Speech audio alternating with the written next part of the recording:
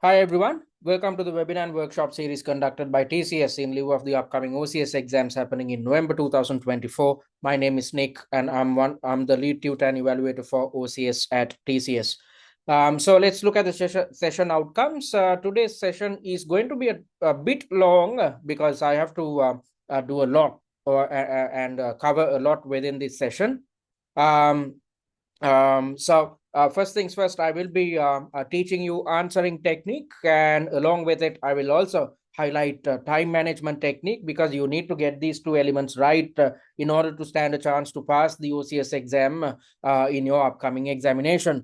And after teaching you these two techniques, I will also highlight how to implement these techniques in a practical manner, thereby taking you through one of the questions covered under our free mock exam. We have developed a free mock exam, which is exam standard and pre-scene specific. And you have the opportunity of attempting this free mock exam under exam conditions via our exam platform free of charge. So before you do so, it's prudent for you to learn answering and time management technique and understand how to implement these techniques in a practical manner. So with that in mind, I will be taking you through one of the questions covered within our free mock exam. And towards the end of today's webinar, I will also highlight what you need to do with regards to avoiding pitfalls when conducting your preparations. Some of you who are part and parcel of this webinar might have failed the OCS exam previously. So if you want to succeed in the upcoming session, then you need to change your strategy. So with that in mind, I will highlight common issues faced by students who end up failing, and for each issue I will be providing solutions to make sure that you overcome your issues when conducting your preparations in the upcoming 6 weeks. So before we get into the technicalities, let me quickly remind you about the upcoming webinars and workshops which we have scheduled for you. So we have completed 2 webinars so far. So if you missed out on any of these 2 webinars, please go and check our student dashboard, because via the student dashboard you have the chance of getting access to the recorded versions of these webinars, which is of utmost importance. You need to know how to conduct your study process in the upcoming 6 weeks, and on top of that you need to know how to tackle the pre-scene document, what to do with regards to understanding the pre-scene document. So all these elements were covered in the first 2 webinars. And the 4th webinar, which is happening next Sunday, the 6th of October at 9 GMT or 10 a.m. UK time, I will be taking you through examiners' comments, because you need to know what's expected from you. You need to listen to the CIMA examiner when conducting your preparations. And on top of that, at the same webinar, I will also highlight what you need to do to build a higher level of confidence, because if you believe in your skill set, if you walk into your exam with a positive mindset, you can easily pass the OCS exam. And on top of that, I will also highlight how to manage exam stress, especially when attempting mock exams. Because if you are exposed to exam stress when attempting mock exams, then you'd know how to manage it. If so, you'd be extremely comfortable at your real examination. And via the 3 workshops, I will be just like how I'm taking you through one of the mock exam questions in today's webinar.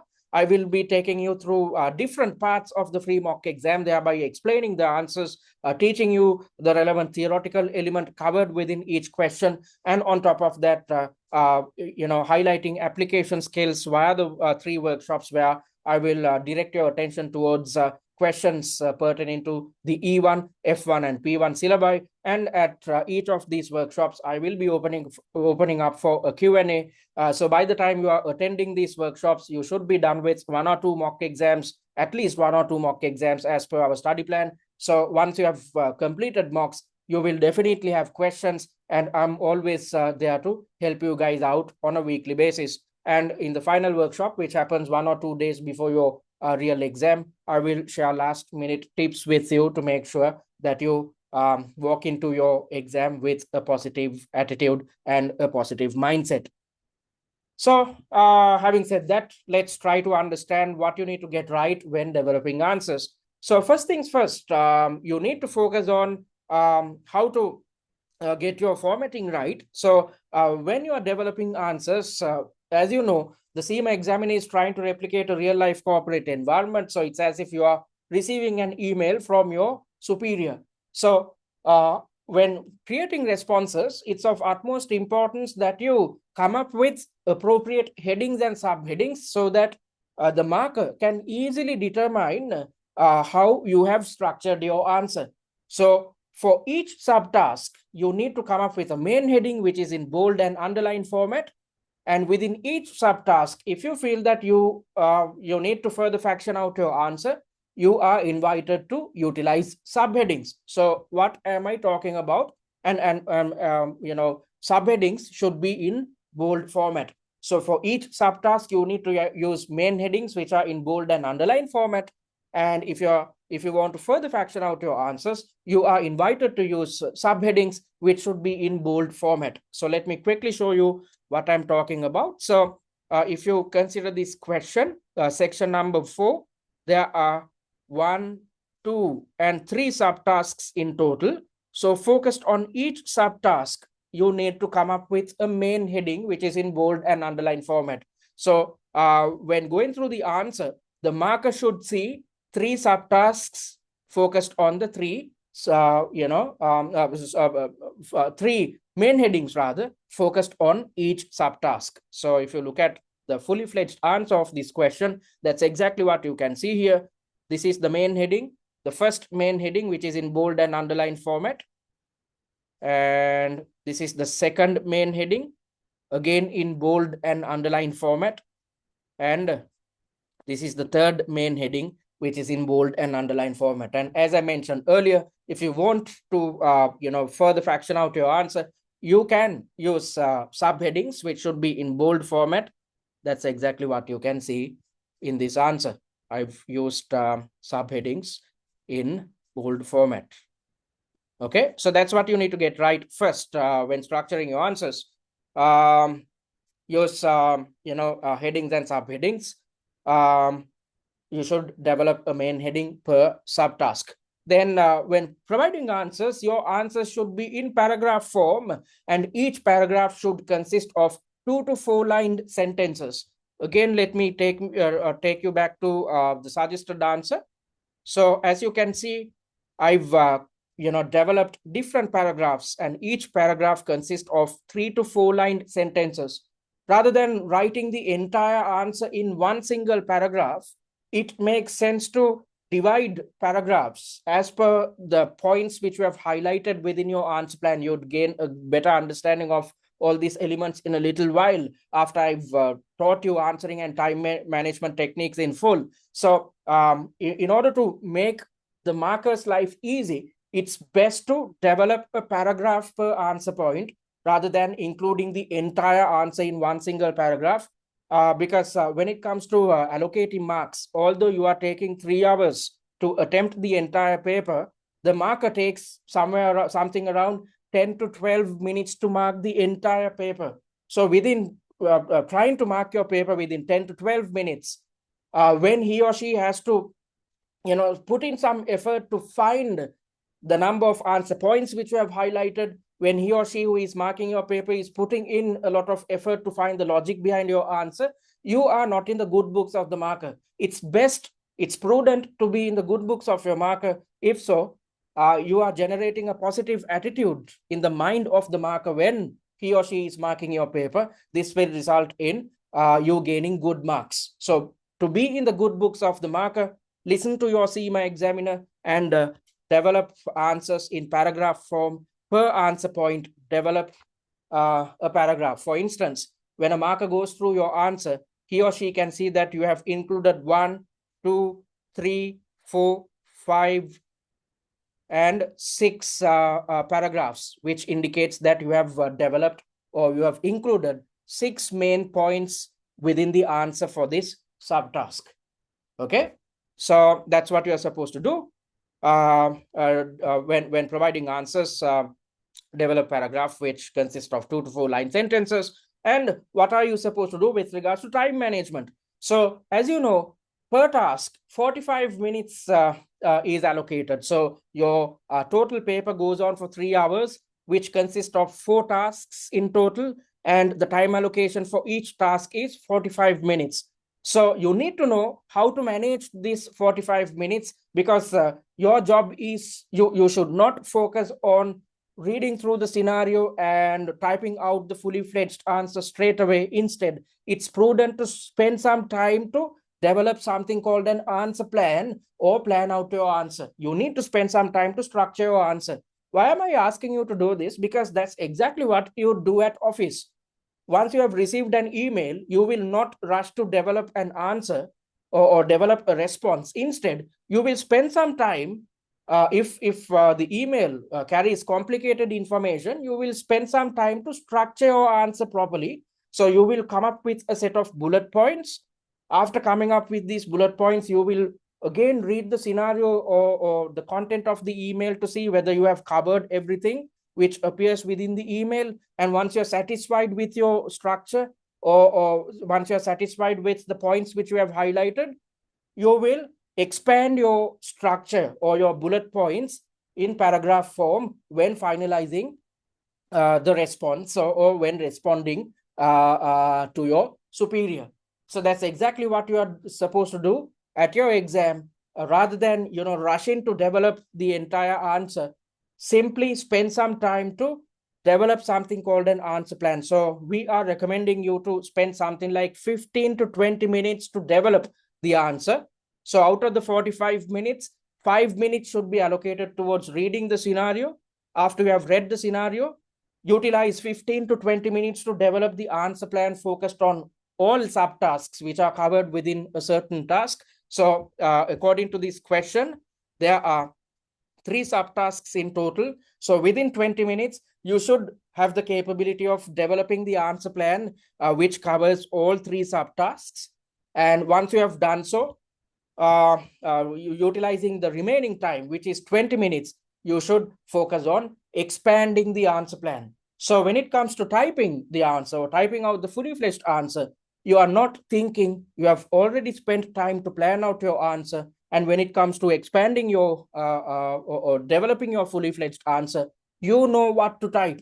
So you are not trying to multitask. You are not trying to plan out your answer, think about what to include within your answer, and at the same time, you are not trying to type out your fully fledged answer. Instead, you are spending a certain amount of time to plan out your answer or develop answer plans. And once you have an answer plan at your disposal, your life becomes easy, because when it comes to typing, you need not think. You already know what to include within your answer. So it's just a matter of expanding the answer plan within 20 minutes. So this is what an answer plan typically looks like. So you need to come up with a structure which consists of bullet points. Then when developing this answer structure or this answer plan, you need to think whether you have covered all the information which appears within your scenario.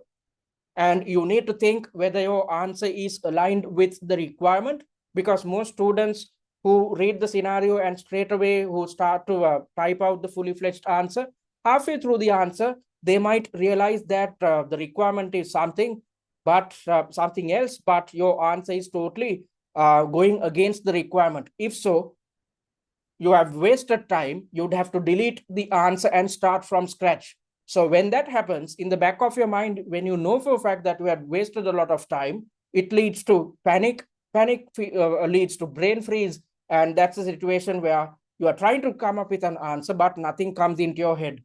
And if that is the case, you will end up failing your examination. So rather than failing the exam, it's prudent to develop answers which are aligned with the requirement. So after developing the answer plan, or whilst developing the answer plan, you can always refer back to the requirement to see whether you are headed in the correct direction, whether you have considered the information presented in the scenario. And whilst spending some time to plan out your answer, you can always think whether you are utilizing the theories which you have learned in an effective manner. And you can also focus on pre-scene application. When developing the answer plan, you can think whether you can further improve the quality of your answer by bringing in relevant pre-scene information. So that's what you're supposed to do with regards to developing answer plans. So 5 minutes should be allocated towards reading the scenario, 15 to 20 minutes should be allocated towards developing the answer plan, and the remaining 20 minutes should be allocated towards expanding the answer plan in paragraph form, thereby developing your final answer. And the expected typing speed is a minimum of 20 words per minute. If your typing speed is low, you will never manage your time. So if you want to improve your typing speed, what I'd suggest you to do is there's so many free platforms out there which are available online, games and whatnot. So make use of these resources to get your typing speed up. Or simply what you can do is take a newspaper and on a daily basis allocate an hour to improve your typing speed. Simply start typing what appears within the newspaper. When you start this process, initially you will struggle, but after a certain amount of time, or after about a week or 1.5 weeks, you will see a significant improvement in your typing speed. So get your typing speed up so that you stand a chance of managing your time appropriately. And I said that spending 15 to 20 minutes of your time, you are supposed to develop something called an answer plan. So when developing the answer plan, you need to think about how many points you need to include within each and every subtask. So when determining the answer points, you need to look at the mark allocations. So how can you get an understanding about mark allocations? By looking at the weightages provided under each subtask. So as you can see, for the first subtask, the weightage provided is 45%, for the second 35%, and for the third 20%.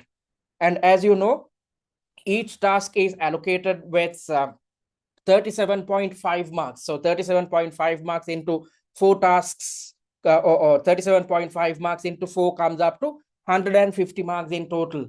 So when determining mark allocations for each subtask, what are you supposed to do? You need to see how much 45% of 37.5 marks is, how much 35% of 37.5 marks is, and how much 20% of 37.5 marks is. So by doing that, you can determine the mark allocation. So for instance, if you look at subtask A, the weightage provided is 45%. So 45% of 37.5 marks come up to 17 marks in total. So when you know how much marks are allocated, then the next step is to easily determine how many answer points you need to include within the answer.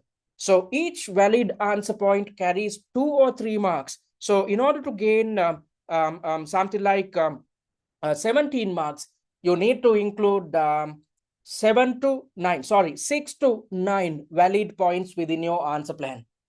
So in order to gain 17 marks, you need to have 6 to 9 valid points within your answer plan. Why 6 to 9 points? Because each valid point carries 2 or 3 marks.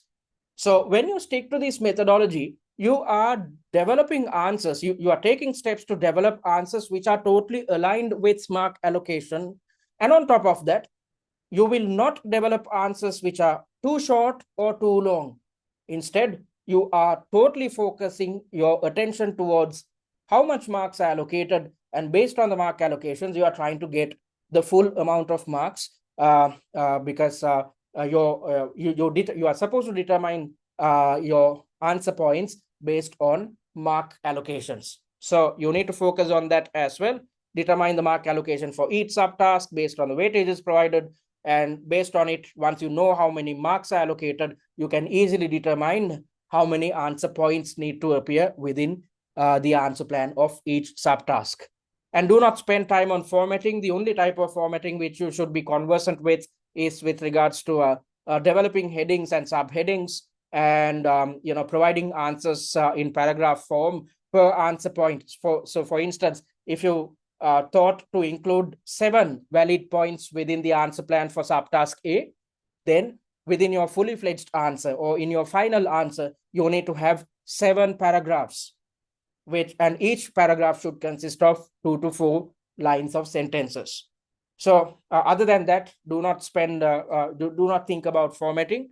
And remember, the marker is always looking at the quality of your points, not the quantity. So there's absolutely no point of conducting your preparations based on a word limit or a word count.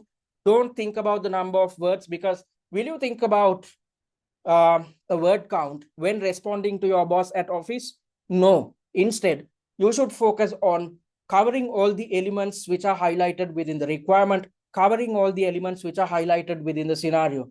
So if you stick to the process which I suggested right now, you are developing answers which are totally aligned with each requirement. You are developing answers which are totally aligned with the scenario at hand. And at the same time, you are developing answers which are totally aligned with mark allocations. So you should not think in terms of quantity. Instead, you should focus on achieving quality, because that's exactly what the markers are supposed to do. Markers will allocate marks based on quality, not quantity.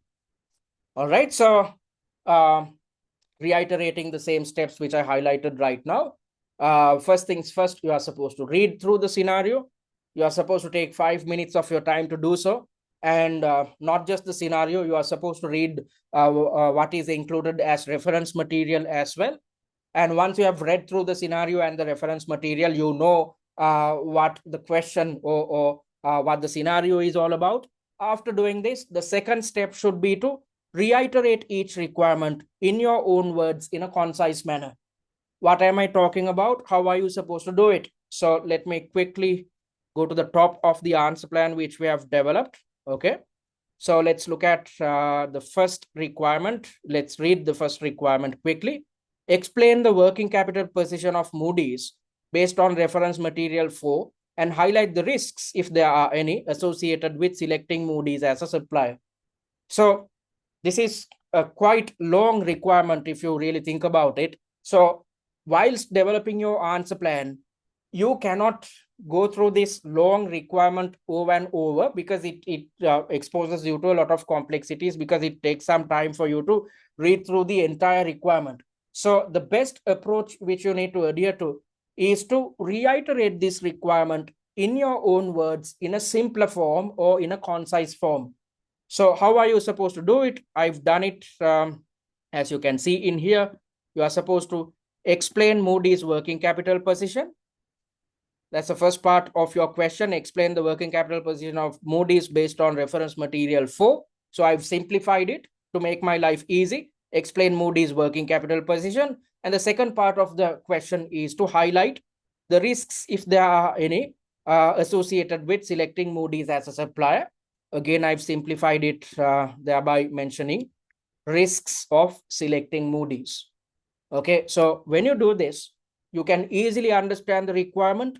Whilst developing the answer plan, you can always refer back to this simplified requirement and clearly see whether you are headed in the correct direction. And on top of that, you are making sure to get a good understanding about all elements which are covered in the requirement.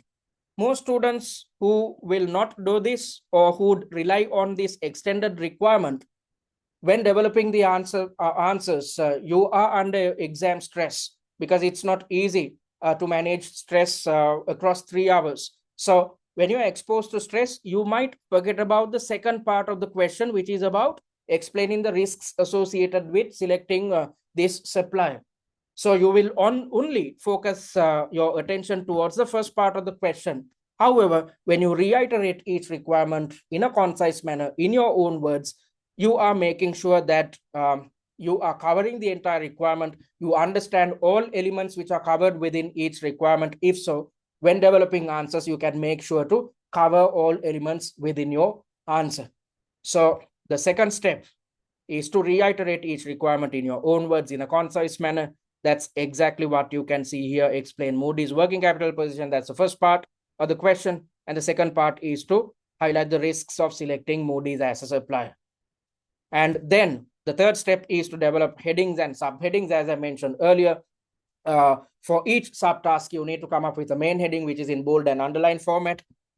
So this is the heading which I've used for the subtask, which we are going to direct our attention towards. So working capital position, Moody's, which is in bold and underline format. And there's a second part in the requirement, which is to highlight the risks of associating ourselves with this supplier. So for that, I've come up with covering that element I've come up with a subheading which is in bold format: Moody's working capital position risks. Okay, so that's what you're supposed to do as your third step. And your fourth step is to start developing the answer plan, where you are supposed to take a maximum of 20 minutes to cover all subtasks. So when developing the answer plan, as I mentioned earlier, you are supposed to determine mark allocations based on the weightages, and then you can easily stipulate how many points need to appear within each answer plan, given the fact that each valid point carries 2 or 3 marks. And when developing this answer plan, develop it on the answer screen itself. Do not develop the answer plan on the scratch pad. Why am I asking you to do this? Because it makes your life easy when it comes to expanding the answer plan, or typing out your fully fledged or final answer when you have the answer plan on the answer screen itself. If you develop the answer plan on the scratch pad, you will have to switch between different tabs. So there's a separate pop-up for the scratch pad. If you have done the OCS exam previously, you know what I'm talking about. You'd see all these inefficiencies in a little while when I'm taking you through, when I'm discussing this mock exam. So the answer screen is there, and there's a separate pop-up which appears as the scratch pad. So when you are shifting between your answer screen and the scratch pad, it leads to complexities. And on top of that, let's assume you included, when you were developing your answer plan, you included 7 valid points as your answer plan within the scratch pad. And when shifting between the your scratch pad and your answer screen, you forgot to include one of the points which you thought to include within the answer. So in your fully fledged answer, there are only 6 paragraphs. However, within your answer plan, which was developed on the scratch pad, there are 7 points. So why should you lose out marks just because you were trying to shift between 2 answer screens, the scratch pad and your final answer screen? And mind you, the marker will not gain access to what you have typed on the scratch pad. So you are not going to get any marks for any points which you have highlighted within the scratch pad. So it's prudent for you to develop the answer plan on the answer screen itself. And if so, when expanding your answer, it makes your life easy. And on top of that, you can make sure that you have included all points when developing your final answer. And once you have an answer plan at your disposal, the remaining 20 minutes of your time should be allocated towards expanding the answer plan in paragraph form. So develop a paragraph per answer point. So if you had included 7 valid points within your answer plan, you need to have 7 paragraphs within your final answer. Okay. So before we move on to the mock exam discussion, where I'm going to highlight how to implement these techniques which I spoke about in a successful manner, let me quickly tell you what we offer at TCS. So I'm on the OCS page. You can click on this button and create a free user account. Via the free user account, you will gain access to the recorded versions of all webinars and workshops which we conduct on a weekly basis. And on top of that, you will also gain access to a pre-scene mind map, which makes your life easy when it comes to remembering what appears within your pre-scene. You'd also gain access to a free mock exam, which is exam standard and pre-scene specific, its suggested answer, and the answer plan. And additionally, via the free content, you have the opportunity of attempting this free mock under exam conditions via our exam platform. We have developed an exam platform which is akin to the Pearson VUE system, on which you'd attempt your real exam. So you have the chance of practicing answering and time management techniques, which you are going to learn in a little while, and try and see whether you are capable of managing your time appropriately, whether you are capable of developing answer plans within 20 minutes, whether you are capable of, once you have an answer plan at your disposal, whether you are capable of expanding your answer in paragraph form. So click on this button and create your free user account, and via the student dashboard, you will gain access to all this free content. And if you're interested in investing on paid content, click on this button and check the material, sample material, which we provide at TCS. And if you're yet to join the OCS WhatsApp discussion forum, click on this button and join it, because via this forum, we'll keep you informed about the weekly webinars and workshops.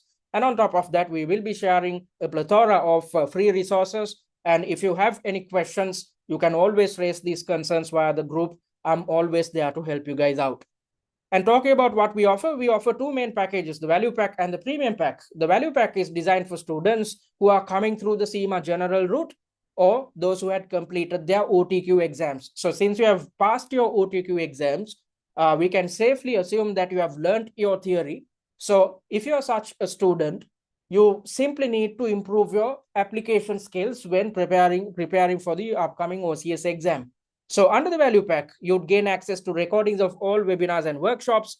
You will gain access to 6 mock exams with suggested answers. So on top of the free mock exam, you will gain access to 5 additional mock exams. So we have made sure to cover the entire syllabus when developing these 6 mock exams to make sure that you are conversant with how each syllabus element is tested at your real exam. Mind you, the OCS exam is a highly theoretical examination. 85% of the questions will be based on theory covered in your P1 and F1 syllabi. So you have to be conversant with all elements covered within your syllabus.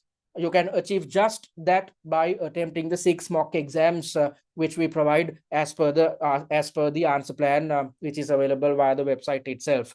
And you can also gain access to 3 pre-scene analysis videos. So after watching these videos, you'd gain a good understanding about the content which appears within your pre-scene document. And you'd also gain access to the annotated pre-scene industry analysis and financial analysis slides. Let me quickly show you what I'm talking about. So this is a typical annotated pre-scene you'd get your hands on. This was developed for a previous case study, OCS case study. However, the structure is the same, focused on this year's case study as well.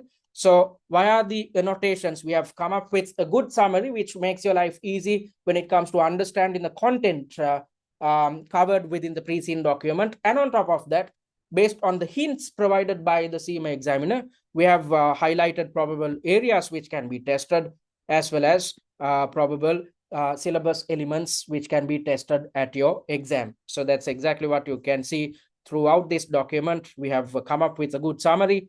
And on top of that, we have also indicated syllabus elements or probable scenarios which can be tested at your exam.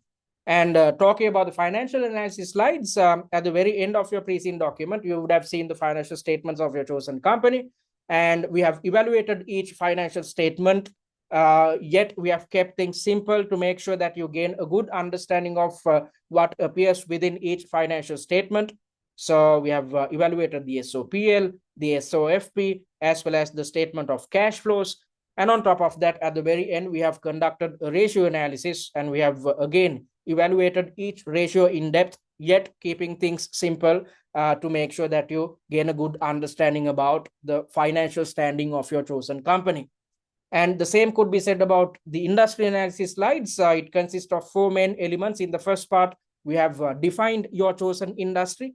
In the second part, we have mentioned about the competitive landscape. And in the third part, we have highlighted industry trends, because based on these industry trends, scenarios will be thrown at you at your real exam. And at the very end, we have provided examples concerning 2 real-life companies to make sure that you gain a better understanding about what happens within your chosen industry in a typical business setting.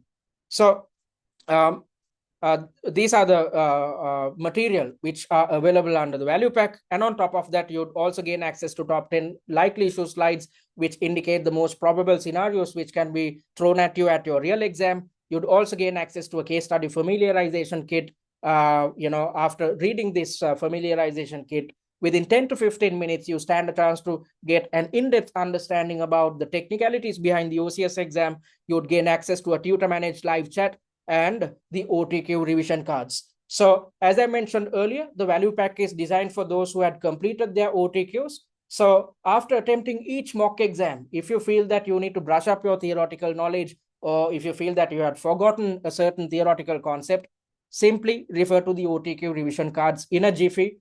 You'd gain a good understanding and you stand a chance to conduct your revision in an instantaneous manner. if you refer to our OTQ revision cards. So the value pack is priced at £199. And talking about the premium pack, this is designed for students who are coming through the exemption route, as well as those who had failed the OCS exam previously. Both sets of students have the same problem.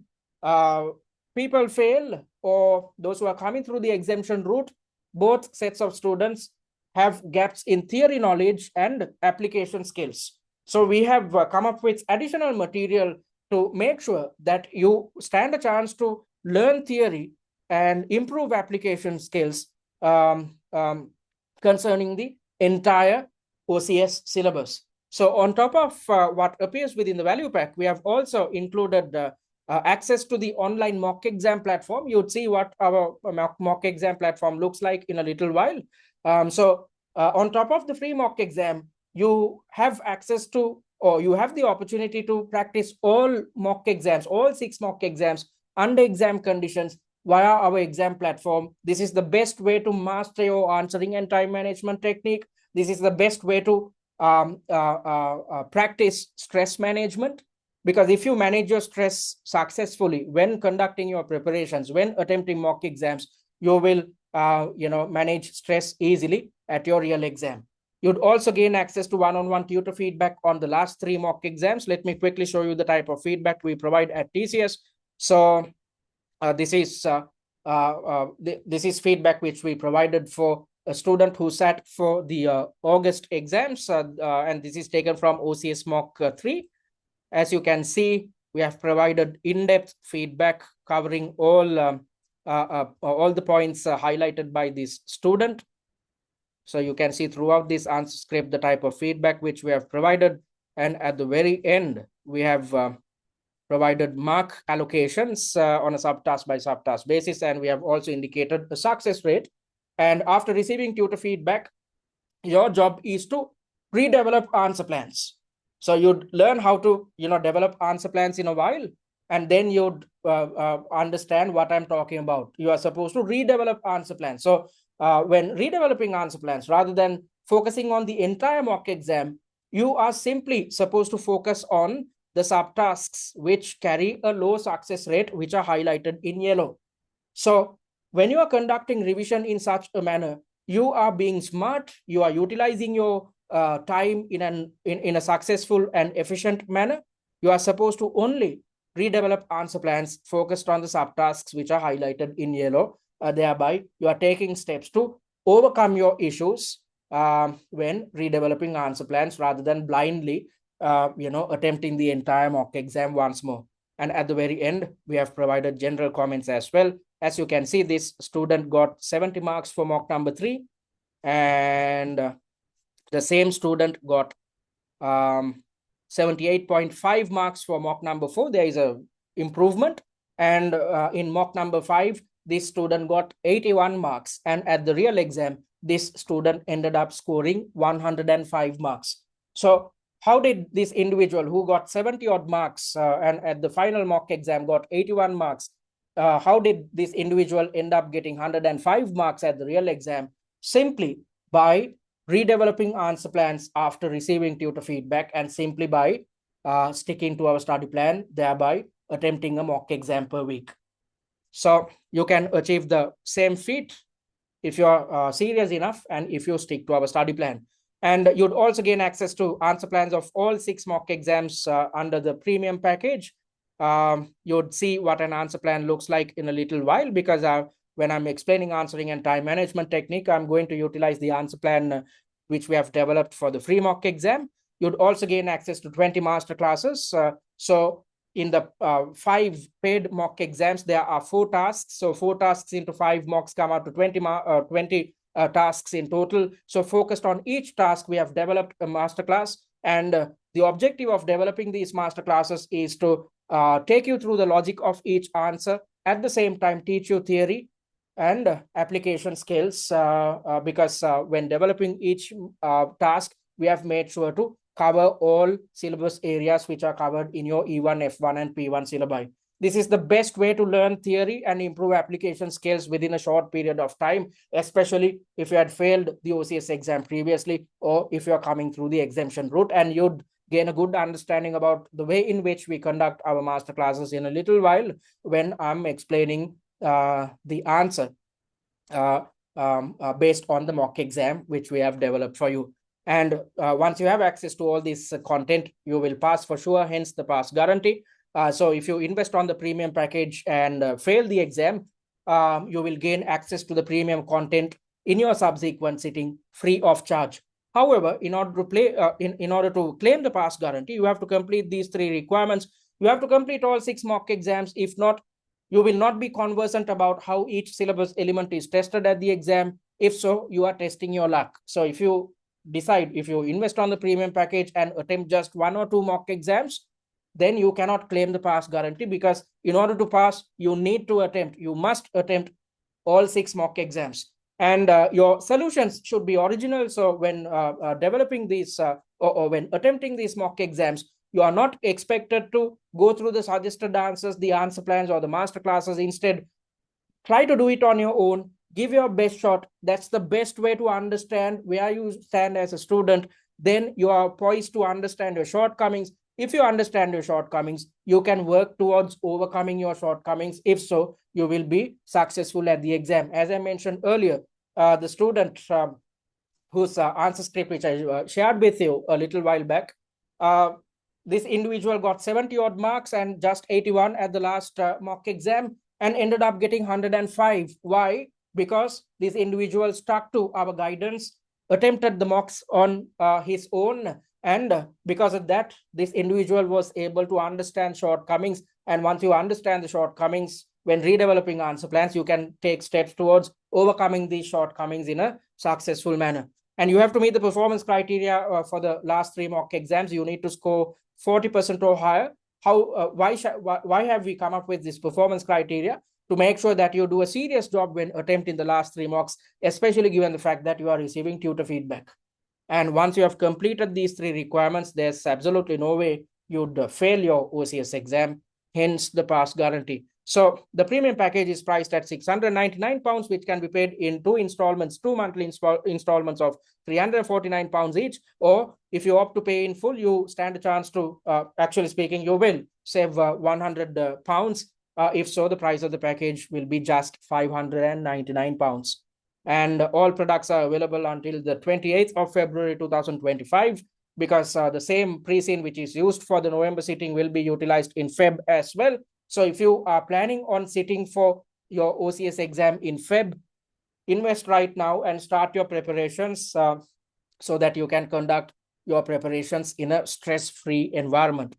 And talking about what you need to do within this week, as per the OCS study plan, which you can access within our website itself. We are in week number 3. This is the most hectic week according to our study plan, because on a weekly basis, when you are supposed to allocate just 9 hours of study time per week, within this week, you are supposed to allocate 12 hours of study time. Why is that the case? Because you are supposed to attempt 2 mock exams within this week. So after learning answering and time management techniques, you are supposed to attempt the free mock exam via the exam platform.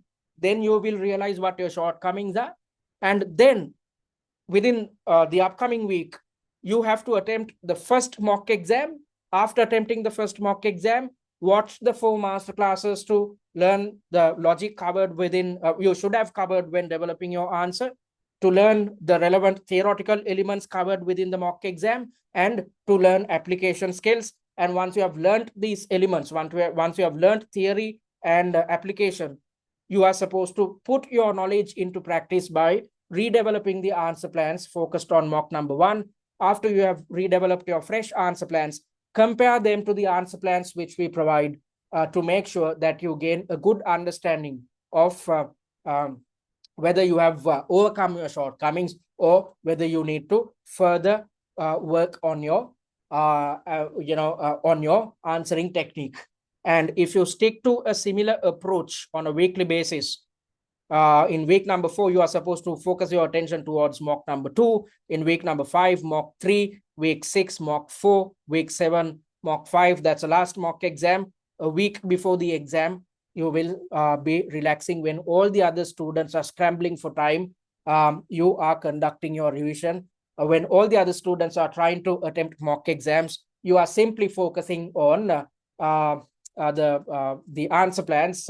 You are simply supposed to go through the answer plans which we have provided for the 6 mock exams. So this is the best way to ensure a guaranteed pass at your OCS exam. So why 12 hours? Because you need to allocate 3 hours of your time to attempt a mock exam. So within this week, since you're supposed to attempt 2 mocks, you are supposed to allocate something like 6 mocks in total. And to conduct revision, the remaining 6 hours should be allocated. Other than that, from next week onwards, it's easy cruising, since you are only supposed to attempt a mock exam per week. All right, so that's what you are supposed to do as per our study plan. And having said that, let's move on to the discussion of the free mock exam. Before we do so, I'm going to pause the recording, and I think a question had come through. I'm going to address this concern. All right, folks, so let's move on to the discussion of the free mock exam. So in order to discuss this mock exam, I'm going to go to the student dashboard. So click on access dashboard, then you'd gain access to your student dashboard.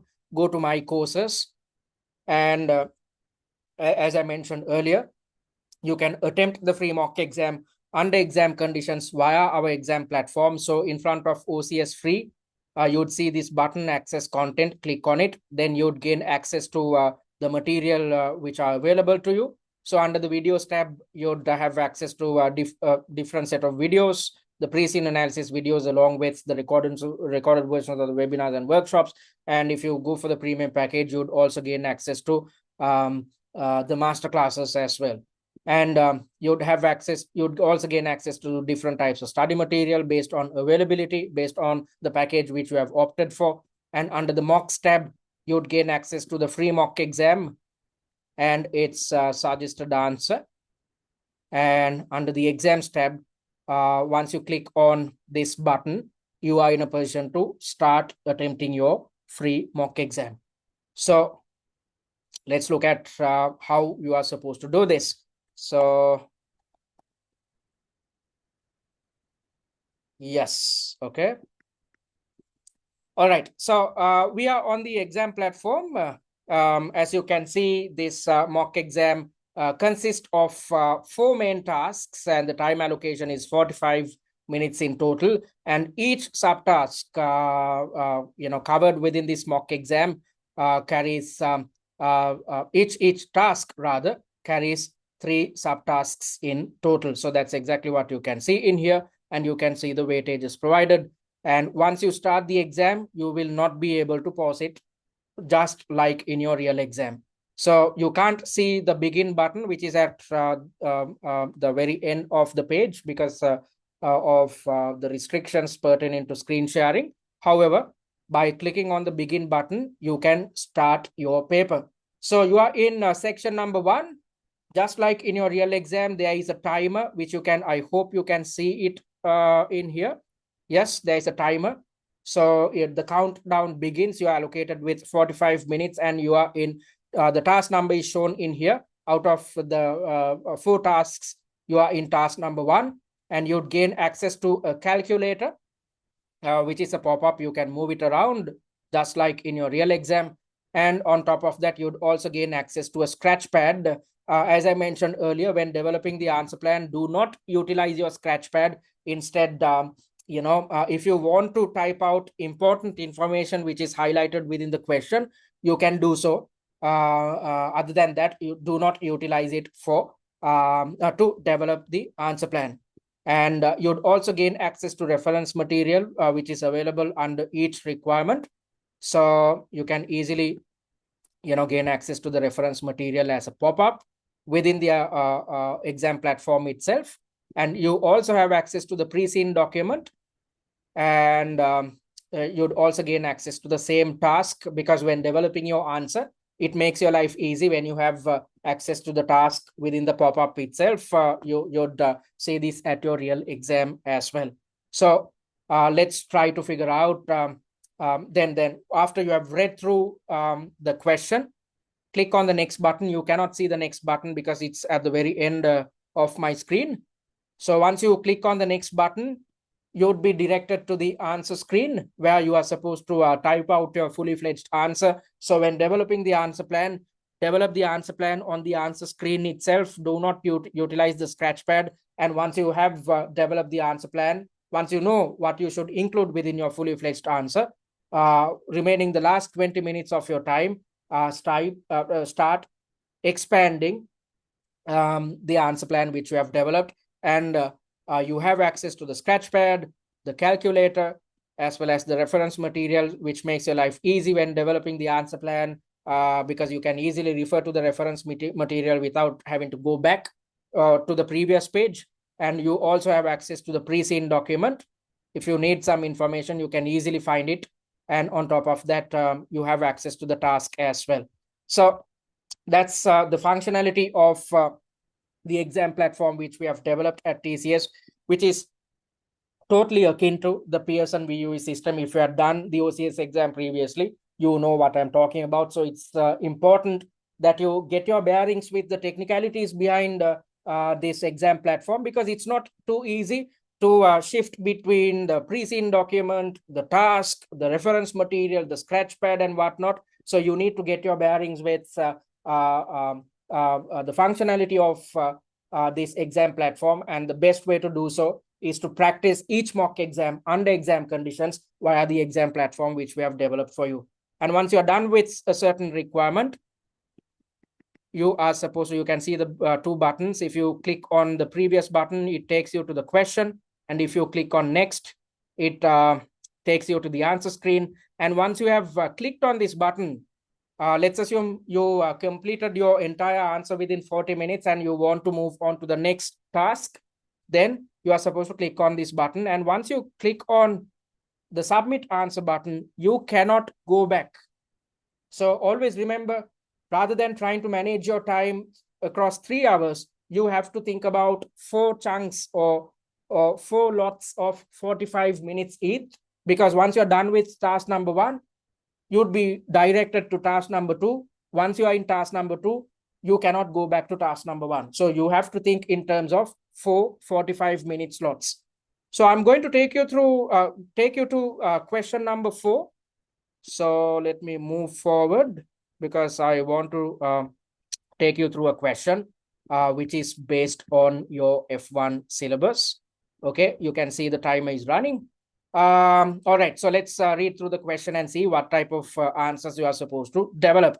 You receive the following email from your finance manager, and it's from your finance manager, Leo Lin, and it's the subject is working capital management and budgeting. So the first requirement, first subtask is focused on working capital management. And in the second subtask, there's a mention about flexible budgeting. And in the third one, there's a mention about principal budgeting factor. So that's why the subject goes as working capital management and budgeting. So let's look at the requirement. Oops. Yeah. So we have been facing some issues with our existing packaging material supply. So as you know, as per the pre-seen document, we deal with a set of packaging material suppliers, because our product quality is dependent on the way in which we package our products, because we are involved with retail sales, as well as we sell to, we are involved with dealing with retailers. And on top of that, we sell directly to customers. So when selling directly to customers, we have to do our packaging in a retail sense. And when selling to the retailers, we have to spend money on bulk packaging. And all our packaging material are bespoke, and it carries our logo. And these packaging material suppliers should stick to the quality standards stipulated by us. However, so that's what appeared within your pre-seen document, which gives you an indication about the past of the organization. But now let's see what the company is facing. We have been facing some issues with our existing packaging material suppliers. In this backdrop, D. Sands, our head of procurement, thinks that it is better to pursue a single sourcing agreement with Moody's, one of the largest packaging material suppliers in Echelon. So since we are facing some issues with our existing packaging material suppliers, our head of procurement is suggesting that we source all packaging material from one single supplier, from Moody's, which is based in our own country. I believe that an evaluation needs to be carried out to determine the financial performance of Moody's before we commence business dealings with the entity. Yes, before selecting a new supplier, we should not only look at the type of packaging material supplied by them, we need to look at the financial standing of the company, because if the company fails, we end up stranded, especially when we are trying to pursue a single sourcing agreement, because we are totally dependent on one single supplier. Hence, I have attached the necessary information. See reference material for your kind perusal. So let's look at what appears within your reference material. Click on this button to see what the reference material is all about. So in the reference material, you can see there's some information being provided. There's information about the industry average, which is in $1000s, pertaining to the year 2023. And there's an indication about Moody's performance across the years 2021, 2022, and 2023. And what type of information is presented: the sales figures within the industry, as well as the sales figures within Moody's, the cash position, the industry average cash position of a typical supplier within this industry, and the cash position of Moody's. So the overdraft position of Moody's is provided, and information pertaining to the way in which short-term financing or the operating cycle is managed within Moody's, as well as a typical company within this industry, is also available. So receivable days, the industry average receivable days, along with the receivable days of Moody's, the inventory days, the industry average inventory days, and Moody's performance, as well as in the industry average payable days and Moody's position is shared with us. And there's a note at the very end of this document.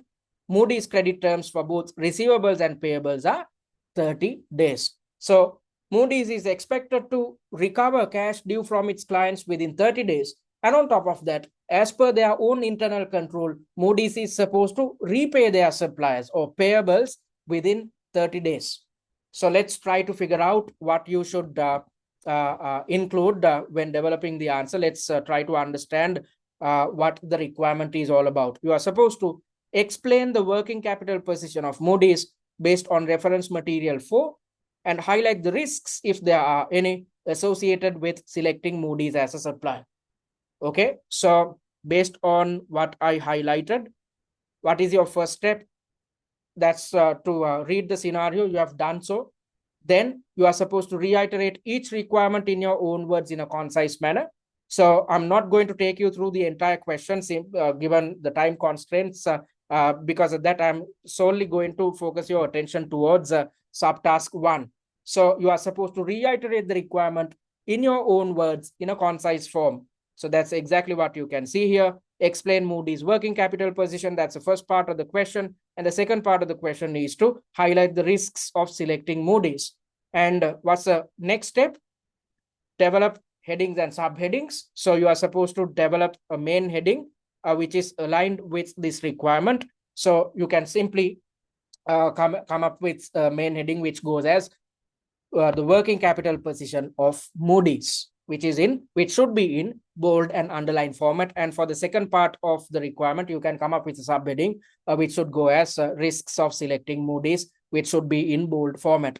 So you are done with the third step as well. Let's move on to the most important fourth step, which is to develop the answer plan. You are supposed to take 20 minutes of your time to develop the answer plan for all 3 subtasks which appear within this task. As I'm not going to take you through the entire mock exam, I'm simply focusing your attention towards how to create the answer plan focused on the first subtask.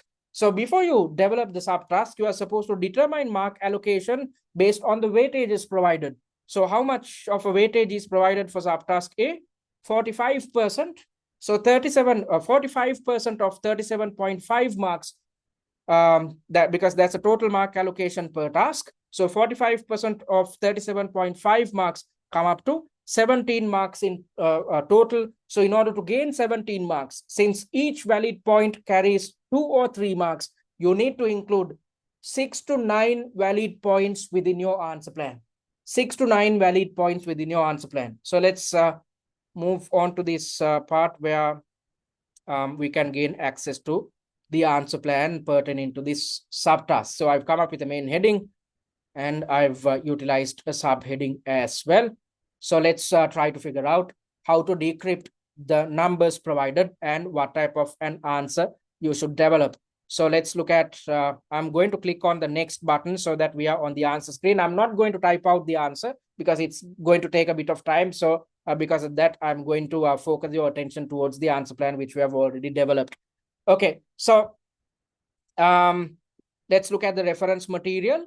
So you are supposed to evaluate the working capital position of Moody's. So when evaluating the working capital position of any given company, you need to focus your attention towards three main elements. You need to look at receivable days, inventory days, and payable days, because if a company manages these three elements in a successful manner, they are managing their short-term financing or short-term cash flows. If so, such a company will not have to depend on a bank overdraft.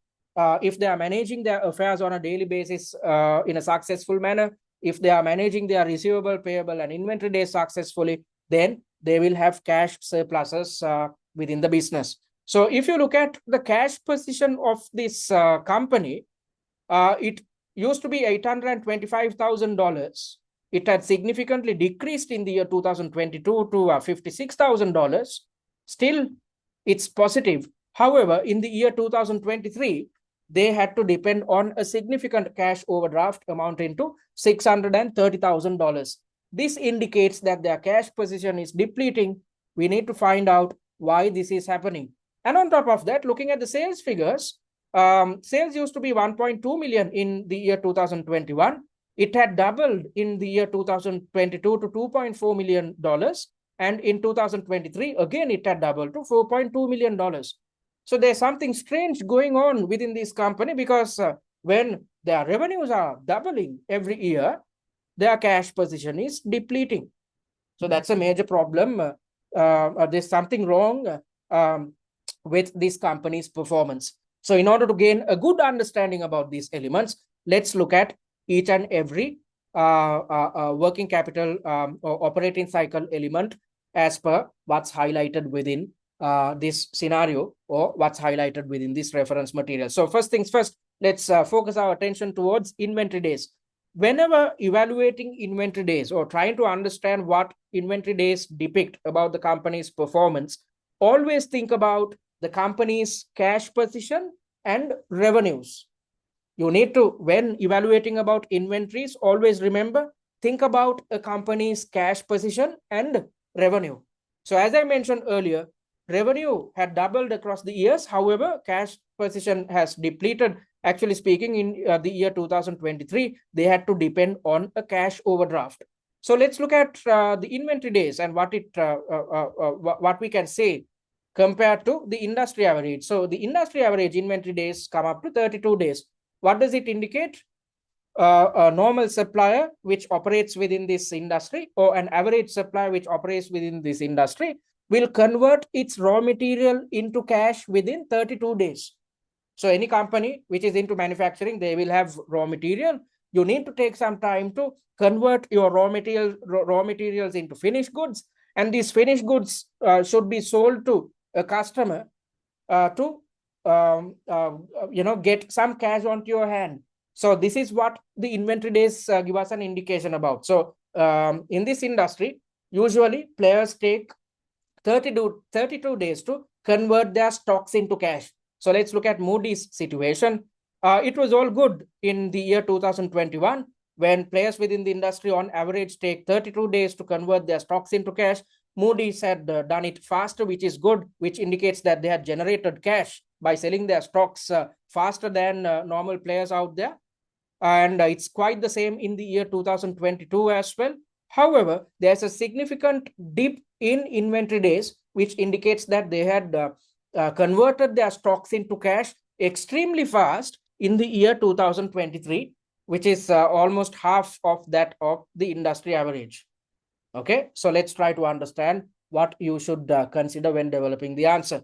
So looking at inventory days, as I mentioned earlier, it's consistent with the industry until the year 2022, because on average, it was somewhere around 30 days in the years 2021 and 2022. So Moody's inventory days was close to the industry average, 32 days within the years 2021 and 2022. That's exactly what I've highlighted within the first point itself. However, in 2023, the inventory days had almost halved to 18 days. It had significantly decreased to 18 days. Why is this the case? Especially given the fact that we are dealing with a packaging material supplier. Packaging material do not become obsolete fast. If we are dealing with supplies which become obsolete fast, then it's quite normal for any company within the industry to significantly reduce their inventory days, because you need to get rid of your stocks as fast as possible. If not, they will become expired. However, we are dealing with a packaging material supplier. Then why should such a supplier, which maintained a 30-day inventory cycle, all of a sudden try to reduce their inventories? So I've highlighted that point, and this might be due to rapid revenue growth and lack of cash. So in the year 2023, when you look at the cash position and the sales position of the company, sales had increased significantly, which indicates that they have sold aggressively to their customers. However, although they are selling aggressively to customers, they have not generated enough cash. So this might be the case as to why they try to aggressively reduce their inventory days, especially given the fact that they are facing cash deficits. Whenever a company is faced with a cash deficit, they will take steps to significantly reduce their inventory days as much as possible. So that's exactly what we can see here. This might be due to the rapid revenue growth and lack of cash. Probably they are unable to purchase raw material stocks due to them depending on a bank overdraft due to the fact that they are faced with cash deficits. So as I mentioned earlier, when evaluating or considering inventory days, always think about the cash position of the business and the revenues generated by the business. That's exactly what we can what I've covered within the answer. Then let's move on to receivable days. So again, just like when evaluating inventory days, you are supposed to think in terms of revenues and cash flow when conducting your evaluations concerning receivable days. So as I mentioned earlier, sales had increased significantly. However, the cash position has depleted significantly. So let's look at the industry average receivable days, which come up to 39 days in total, which indicates that typical players or typical suppliers within this industry recover cash due from its clients within 39 days. So we are talking about packaging material suppliers, which will, supply to another business, which results in B2B relationships. And it's quite normal for any business to offer credit terms when conducting B2B relationships. So a typical supplier, when dealing with a certain B2B client, will typically give a credit period of 39 days. And within 39 days, any company within this industry will try to recover cash due from their customers. So let's look at the credit terms of Moody's. It is 30 days. So when the players within the industry are expected to recover cash due from its customers within 39 days, Moody's had come up with their own internal control where they are trying to recover, they are supposed to recover cash due within 30 days. However, when you look at the receivable days of the company across the 3 days, across the 3 years rather, you can see that they are not adhering to their own internal control. When they are supposed to recover cash due within 30 days, they have taken 35 days to recover cash due from clients in 2021, 51 days in 2022, and 62 days in the year 2023. And in the years 2022 and 23, they have gone beyond the industry average receivable days, which indicates that these guys are taking a longer time period to recover cash due. So when they are taking a longer period to recover cash due, it will negatively impact their cash flows. That's exactly why you can see a significant dip in cash flows when their receivable days are significantly increasing across the 3 years.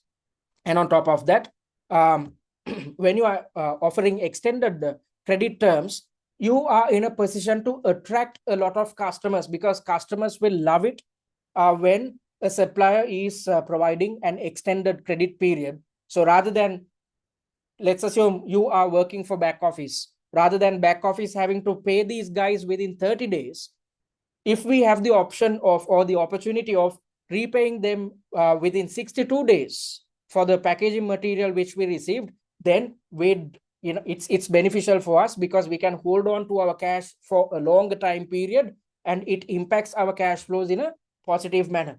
So that's exactly why when you offer extended credit periods, credit terms, it will result in a situation where the demand for such a business increases. That's exactly why you can see a significant increase in sales. So this indicates, this increment in receivable days indicates that the company is facing cash flow issues, and at the same time, it's attracting a lot of customers. That's why their sales had increased significantly across the 3 years.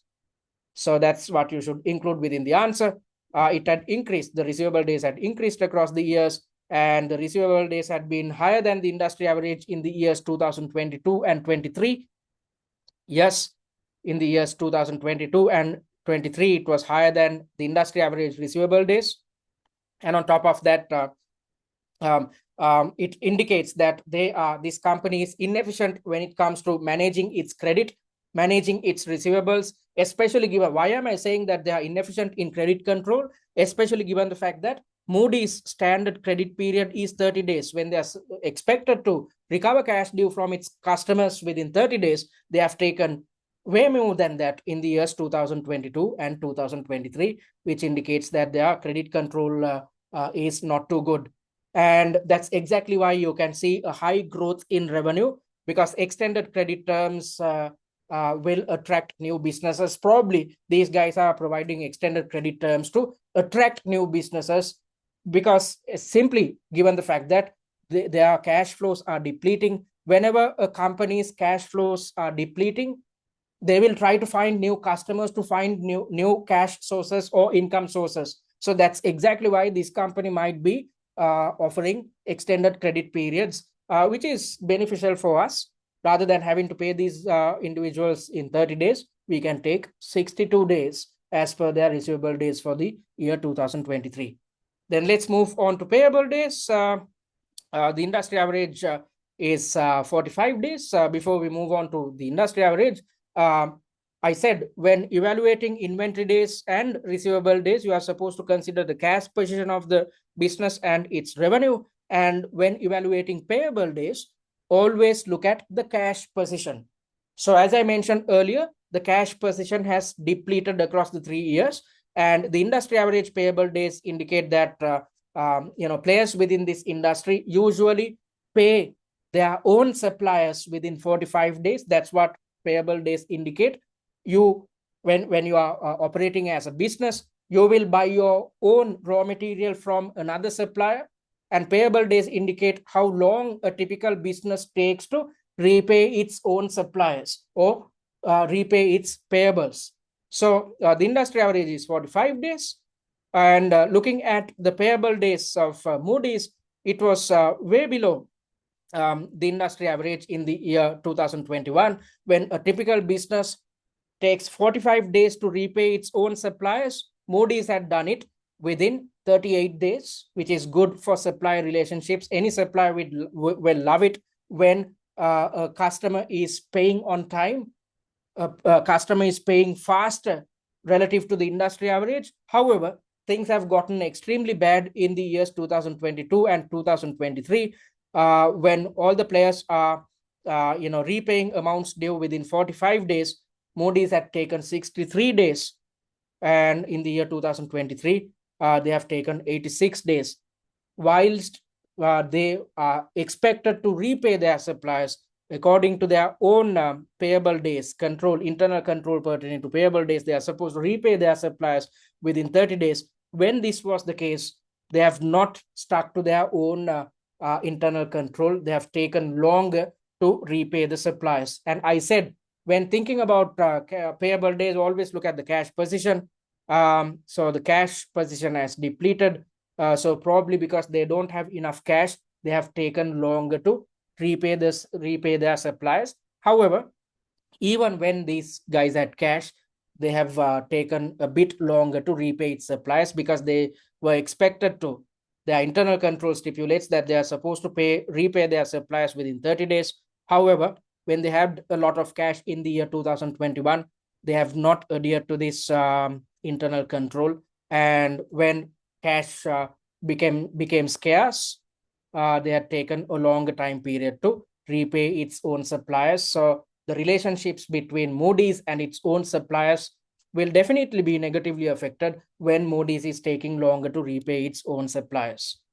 Okay, so the payable days had increased across the years, which indicates that this company is unable to pay its suppliers on time, which raises the question whether this a company or Moody's is involved with overtrading.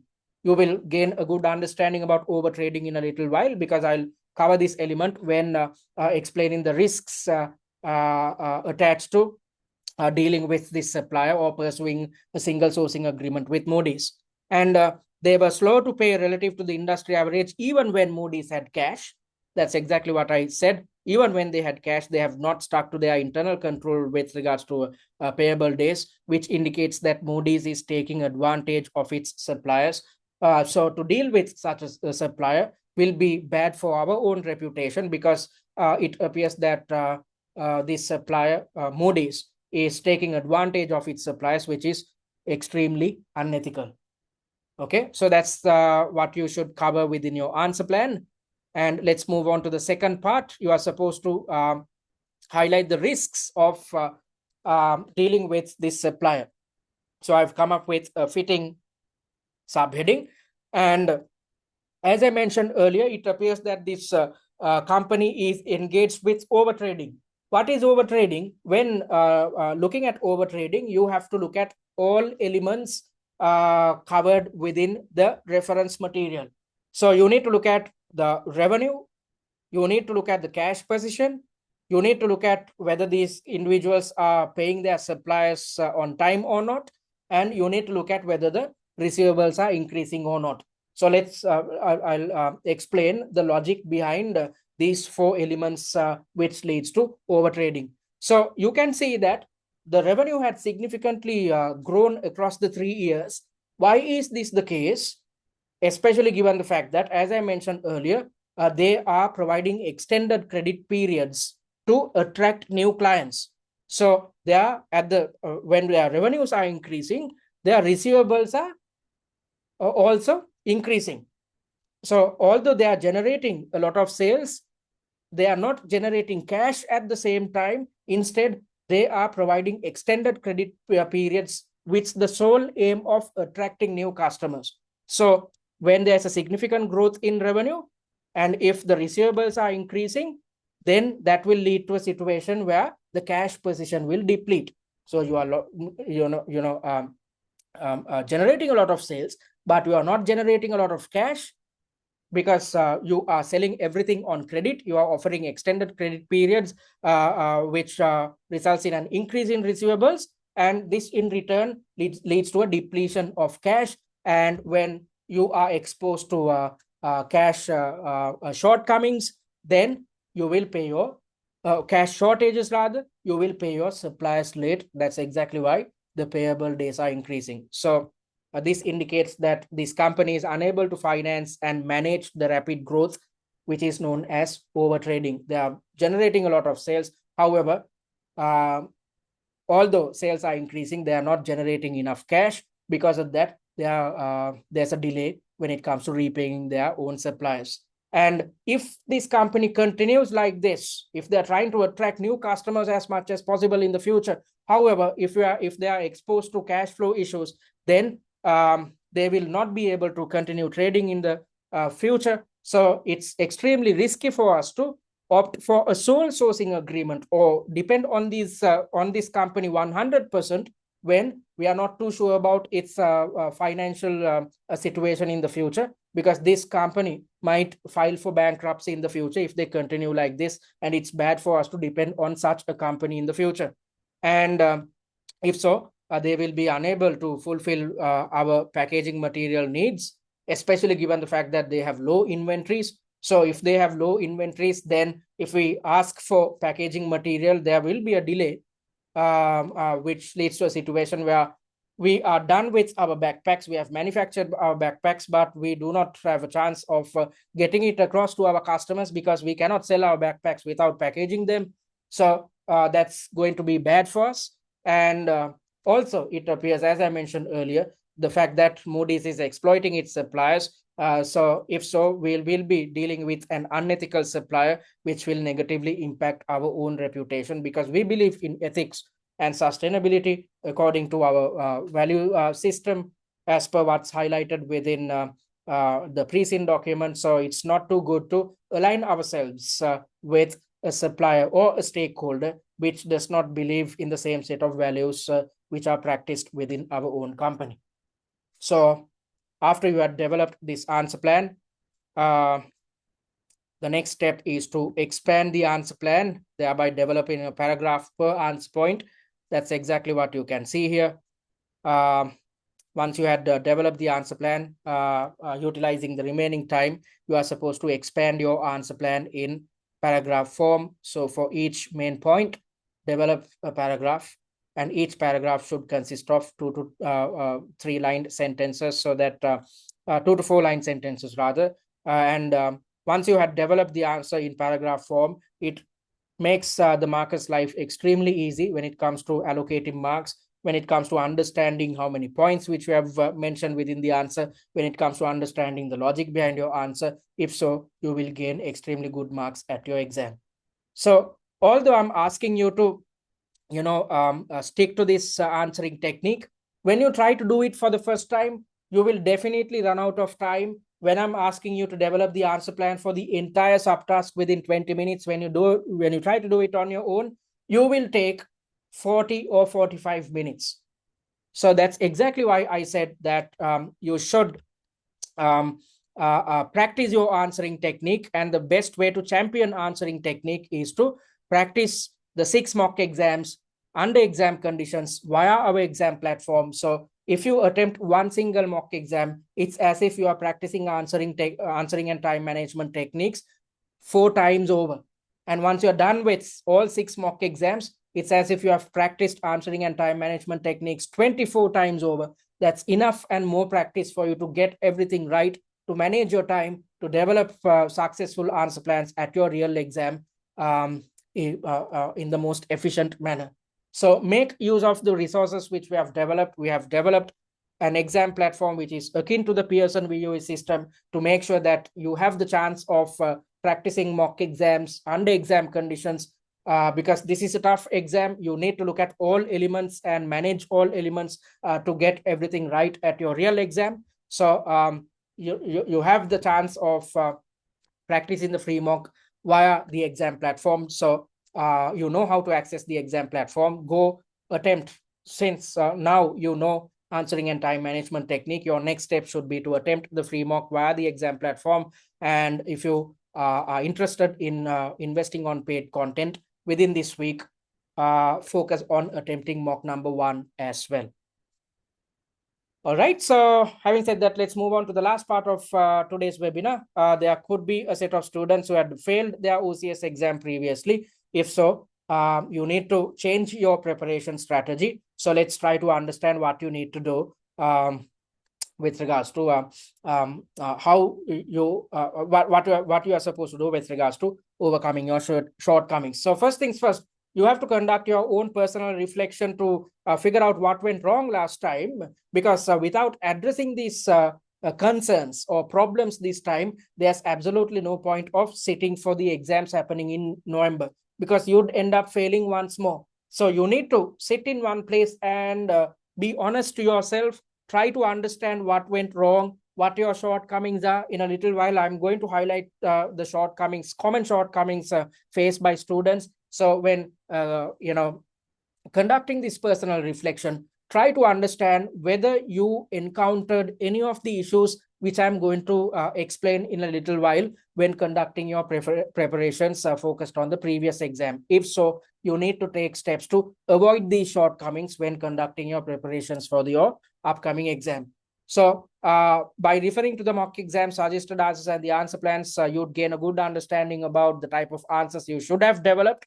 And if you did not opt for tutor feedback last time, and if you gained extremely low marks, it's prudent that you opt for tutor feedback this time, because if so, you stand a chance to understand your shortcomings, and only by understanding your shortcomings, you stand a chance of avoiding them when conducting your preparations. So the action plan for the upcoming exam should be to work smarter than the previous attempt. What's the smartest thing to do? Simply stick to our study plan and allocate 9 hours of study time per week. There's absolutely no point of trying to memorize theory. There's absolutely no point of trying to go through past exam variants. Instead, simply attempt the 6 mocks which we have developed on a weekly basis by allocating 9 hours of your time. That's the smartest way to achieve sure pass at your OCS exam. So what are the common reasons for failure? Practicing just 2 or 3 mock exams, as I mentioned earlier, by practicing just 2 or 3 mocks, you do not stand a chance to cover the entire syllabus, because before you walk into your real exam, you have to be conversant about how each syllabus area is tested at the exam. As you saw, as per the explanation which I did based on one of the mock exams, which tests your understanding about working capital management, you might be conversant with how to calculate the receivable days, inventory days, and payable days. However, this is not an OTQ exam. The examiner is not only testing your theoretical knowledge, the examiner is also testing your application skills. So even if you know how to calculate these 3 working capital ratios, if you do not know how to explain the numbers provided, if you do not know how to structure the answer, then you cannot pass this exam. So that's exactly why you need to attempt all 6 mock exams to stand a chance to be conversant with how each syllabus area is tested at the exam. For instance, since you know how to tackle a question which is based on working capital cycle, at the exam, your life becomes easy. You know how to evaluate receivable days. You know how to evaluate payable days. You know how to evaluate inventory days. And when evaluating these 3 elements, you know what to consider. So that's exactly why you need to attempt all 6 mocks.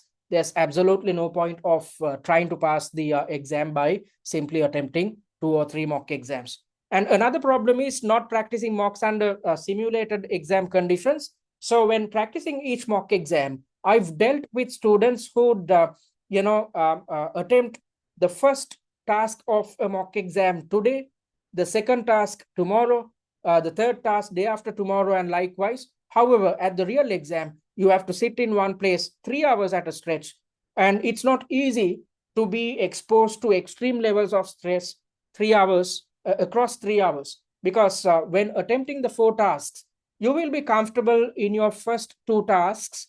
However, from task 3 onwards, you will be exposed to extreme levels of fatigue.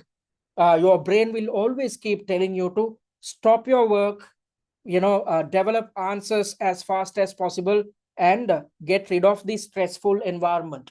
So when practicing mock exams, it's of utmost importance that you are exposed to this type of stress rather than being exposed to exam stress for the first time at your real exam. That's exactly why we have developed an exam platform which is akin to the Pearson VUE system. So when attempting each of your mock exams with the intention of mastering your answering and time management technique, with the intention of being exposed to exam stress, it's of utmost importance that you attempt each mock exam under exam conditions, just like in your real exam, rather than attempting a task on a day-by-day basis. And lack of technical knowledge is a killer, because especially given the fact that the OCS exam is a highly theoretical examination. So I've also dealt with students, especially those who are coming through the exemption route. Let's assume there's a question based on linear programming. So under linear programming, you will gain access to a linear programming graph and some information connected with the linear programming graph. So most students find it difficult to understand what linear programming is because they have not learned about it when conducting their bachelor's degree programs. So because of that, most students leave out a question which has to do with linear programming. However, at the exam, if you are faced with such a question, the weightage will be somewhere around 50 to 60%. And since you have not gone through this syllabus element when conducting your preparations at your exam, you will end up losing a chunk of your marks. If so, you will pass the OCS exam. So in order to make sure that you stand a chance of passing this exam, you have to be conversant with all syllabus areas, and your syllabus is huge. However, if you watch our master classes, if you attempt the weekly mock exam and watch our master classes, 20 master classes in total across 6 weeks, you are in a position to easily cover the entire syllabus.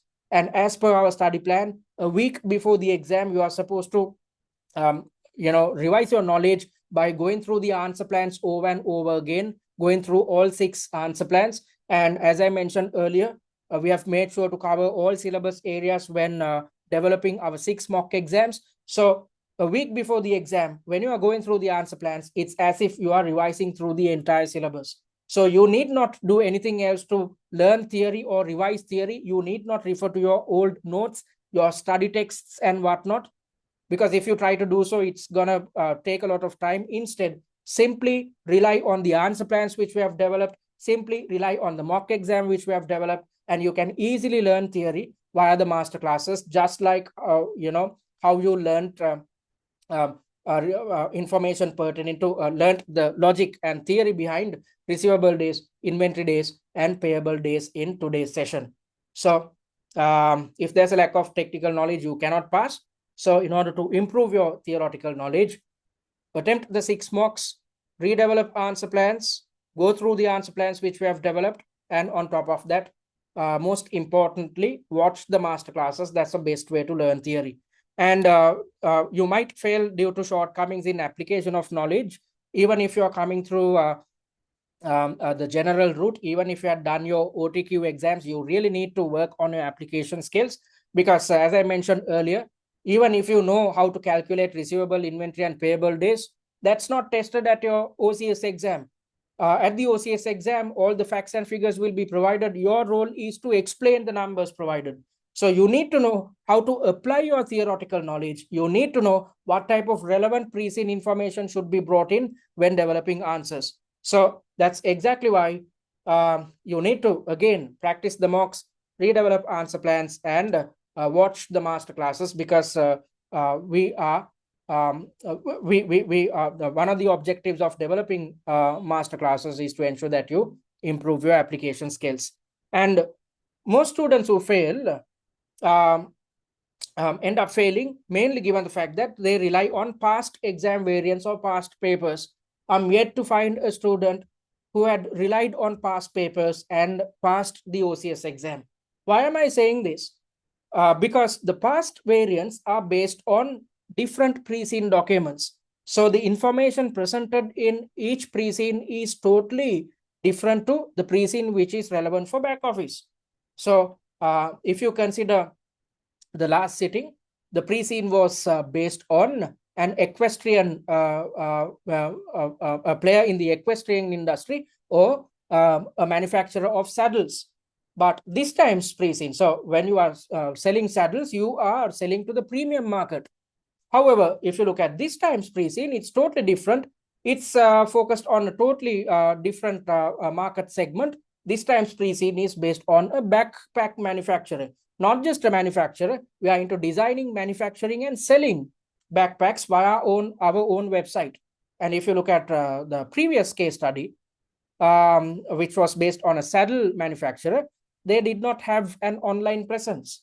So things are quite different across pre-scenes. So there's absolutely no point of referring to past exam variants, because after you go through the suggested answers, it will lead to further confusion, because the suggested answers, the logic behind each suggested answer is based on different internal and external dynamics concerning totally different pre-seen documents. So instead of wasting a lot of time, instead of facing a lot of issues, because the type of questions which can be thrown at you will be dependent on what appears within each pre-scene as well. So it's best that you invest your time and effort towards practicing mocks which are exam standard and pre-scene specific. So don't rely on past papers. I'm yet to find anyone who had passed the OCS exam by simply relying on past papers. And inappropriate answering technique and mismanagement of time is a killer. Most students who are incapable of managing their time, or who run out of time at their real exam, end up failing the OCS exam. Because as a finance officer, if you are providing half-hearted answers or rushed answers, then you are not doing your job properly. And on top of that, most students out there, right after reading through the scenario, they'd start typing out the fully fledged answer. And halfway through the answer, as I mentioned earlier, if you realize that you are headed in the wrong direction, you'd end up deleting the answer, and you'd have to start from scratch. So rather than being exposed to such inefficiencies, it's best that you stick to our answering and time management technique. As I mentioned earlier, you can't get these elements right simply by implementing these techniques once or twice. Instead, when attempting the mock exams, each time you are attempting the mock exams, you have to keep repeating these techniques over and over. And by the time you are done with the 6 mock exams, you will gain a good understanding about how to manage your time, how to develop answer plans within 20 minutes. If so, you will be successful at your real exam. And lack of evaluation is a killer as well. After attempting each mock exam, as I mentioned earlier, you need to compare your answer with the suggested answers provided by us, or you need to compare your own answer to the answer plans provided by us. Go a step further. Try to redevelop after attempting each mock exam. As per our study plan, you are expected to redevelop answer plans on your own. That's where you are conducting your revision. That's where you are trying to further improve the quality of your answer. Once you have redeveloped answer plans, compare them to the answer plans or the suggested answers provided by us to further improve your knowledge and improve the quality of your answering technique. And non-adherence to a study plan is another problem, because most students wait until the last 2 or 3 weeks to conduct their preparations. So you can attempt 6 mock exams within the last 2 or 3 weeks. However, you won't have time to conduct your revision. What type of revision am I talking about? After attempting each mock exam, I'm asking you guys to watch the master classes. And on top of that, I'm asking you guys to redevelop answer plans. So if you stick to our study plan, it's as if you are practicing each mock exam 5 times over before you attempt your real examination. So if you wait until the last moment, you won't have time to conduct your revision.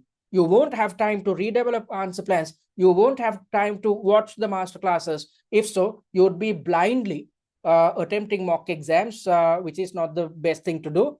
Just because you attempt mocks, you will not pass this exam. Instead, you have to invest time to conduct your revision. And what type of revision am I talking about? Simply, it's a matter of watching the master classes and redeveloping answer plans and comparing your fresh answer plans to the answer plans or suggested answers which we have provided. So if you failed in your previous sitting, try to understand whether you encountered any of these issues. If so, now you know what to do to overcome these issues and be successful at your real exam. So that's exactly why our students pass comfortably. We achieved a 96% pass rate in the OCS exam held in May, and this student ended up getting 101 marks when the pass mark is just 80. And we are still in the process of compiling our results for the previous sitting, which was August 2024. And as I mentioned earlier, most of our students who stuck to the study plan and attempted the 6 mocks on a weekly basis, they had gained more than 100 marks or close to 100 marks.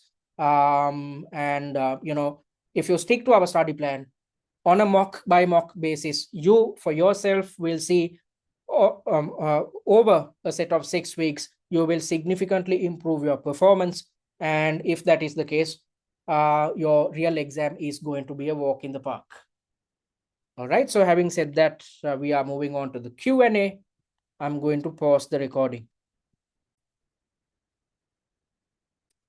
All right, folks. So thank you very much for those questions. I hope I addressed everything. So if you want to contact us, you can do it via our website, which is www.study@tcs.com. Simply visit our website. We are still on the exam platform. So yeah, the time had run out, as you can see. So click on the contact button and drop a message so that our admin staff can get in touch with you via email. And you can drop us an email via info@study@tcs.com or WhatsApp us on this number. And I urge you guys to follow us on our social media handles, especially YouTube and TikTok, because the recorded versions of the webinars and workshops will be uploaded to our YouTube handle. And on top of that, via the TikTok handle, you'd gain access to a set of videos, which is a good mind map. So keep watching these mind maps to gain a good understanding about what's highlighted within the pre-scene. And on top of that, to keep memorizing what appears within your pre-scene document. And I also invite you to check out the blog post by clicking on the blog area. There's a blog post about BackOffice, so please read through it to gain a good understanding about your pre-scene. And having said that, it brings us to the end of the third webinar. I hope you gain something out of it, and I urge you guys to attempt the free mock exam via the exam platform, thereby practicing answering and time management techniques. This will ensure that you understand where you stand as a student. Then you are well poised to take mitigatory action if you are exposed to any type of issues when attempting this free mock exam.